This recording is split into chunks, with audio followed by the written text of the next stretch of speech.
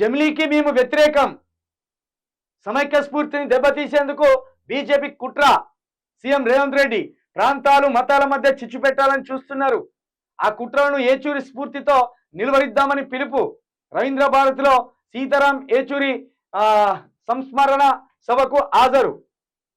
సమైక్య స్ఫూర్తిని దెబ్బతీసేందుకు జమిలీ ఎన్నికల ముసుగులో బీజేపీ కుట్ర చేస్తున్నాయని, దేశాన్ని కబలించాలని చూస్తున్నాయని సీఎం రేవంత్ రెడ్డి మండిపడ్డారు. రాష్ట్రాల కలయికే దేశమని రాజ్యాంగం స్పష్టంగా నిర్వచించిన రాజకీయ ఆధిపత్యాన్ని చాటుకోవాలని బీజేపీ చూస్తున్నదని దుయ్యబట్టారు. జమిలీ ఎన్నికలకు వ్యతిరేకంగా పోరాడతామని చెప్పారు. శనివారం హైదరాబాద్ రవీంద్ర భారతిలో సిపిఎం నేత ఏచూరి సంస్మరణ సభ జరిగింది. ఈ సభలో సీఎం రేవంత్ మాట్లాడారు. నిన్న ఇదంతా నోటితోటి మాట్లాడి నొసలతోటి ఎక్కిరించినట్టు, లేకపోతే నోటితోటి మాట్లాడి చేతులతోటి దండం పెట్టినట్టు కనబడకుండా చెప్తాను రేవంత్ రెడ్డి. ఇక్కడ ఏమంటాడు, జమిలీ ఎన్నికలకు మేము వ్యతిరేకం అంటాడు కదా.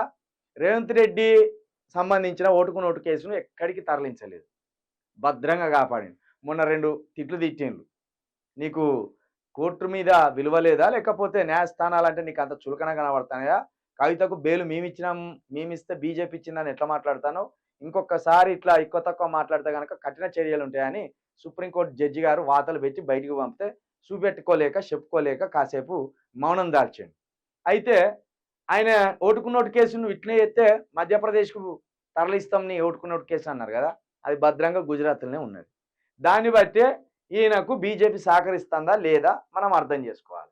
ఇంకొకటి, బడే బాయ్ అని ఎవరన్నారు? రేవంత్ రెడ్డి గారే అన్నారు కదా. నాకు బడే బాయ్ లాంటి వారు మోదీ గారు అన్నారు. ఇక ఆయనకి తెలియాలి. ఇప్పుడు ఈయన ఏమంటాడు, ఇంకా మతాల మధ్య కులాల మధ్య చిచ్చు పెట్టాలని చూస్తున్నది. ఇక్కడ ఒక మాట రాసుకొచ్చిండు, రాష్ట్రాల కలయికే దేశం అని రాజ్యాంగం స్పష్టంగా ఉన్నది అంటారు. అనేక రాష్ట్రాలు కలిసి ఒక దేశంగా ఏర్పడ్డాయి అనేది నిజం, 100% నిజం.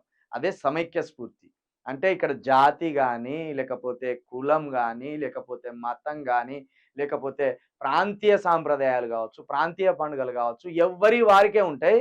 కానీ భారతదేశం అనే ఒక సమైక్య స్ఫూర్తి ఉంటుంది. ఆంధ్రప్రదేశ్కు మనకు ఆహారంలో కావచ్చు, పండుగల విషయంలో కావచ్చు తేడా ఉంటుంది. ఆఖరికి భాష విషయంలో కావచ్చు, యాస విషయంలో కావచ్చు తేడా ఉంటుంది. అయినప్పటికీ అదే ఆంధ్రప్రదేశ్కు మనకు మనం భారతీయులం అనే ఒక భావన అది రాజ్యాంగం పొందుపరిచి పెట్టింది. ఇప్పుడు ఆ సమైక్య స్ఫూర్తిని జమిలీ ఎన్నికలతోటి నాశనం చేయబోతుండు మోదీ అంటాను. అసలు ఏ విధంగా నాశనం అవుతాడనే ఎవడు ఇప్పి చెప్తలేడు. దేశమంతా ఒకటేసారి ఎన్నికలు జరుగుతాయని మోడీ అంటాడు. ఒకేసారి ఒకవేళ దేశం అంతా ఎన్నికలు జరిగితే ఎవరన్నా ఒకరు మధ్యలో ఏ రాష్ట్రానికి సంబంధించిన ముఖ్యమంత్రి గారో ఎవరో ఒకరు అనుకోని పరిస్థితుల వల్ల అక్కడ ప్రభుత్వం కూలిపోతే మళ్ళీ ఎన్నికలు పెడతారా? 5 సంవత్సరాల వరకు పెట్టారా? లేదా ఆ రాష్ట్రానికి సంబంధించిన సీఎం బాగలేకపోతే, కాలం చెల్లిపోతే మళ్ళీ ఎన్నికలు పెడతారా? 5 సంవత్సరాల వరకు అట్నే ఆ రాష్ట్రాన్ని గవర్నర్ పాలిత ప్రాంతంగా, రాష్ట్రపతి పాలిత ప్రాంతంగా పెట్టి ఉంచుతారా? ఎట్లా ఇది? మరి 140 కోట్ల జనాభా, అన్ని రాష్ట్రాలకు ఒకేసారి ఎన్నికలంటే ఒక ఏడాదిలో ఒకేసారి అంటే ఒకే రోజు కాదు, ఒక ఏడాదిలో పూర్తి చేసేలా.